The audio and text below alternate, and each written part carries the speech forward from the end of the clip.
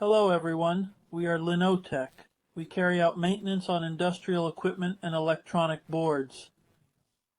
So here we have an HMI for industrial use. It came into our laboratory faulty. After analysis and repairs, now it's working again.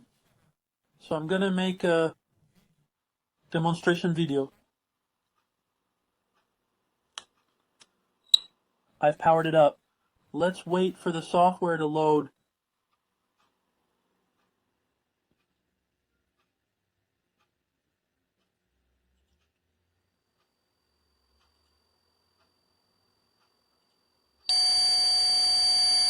The buttons here are also working.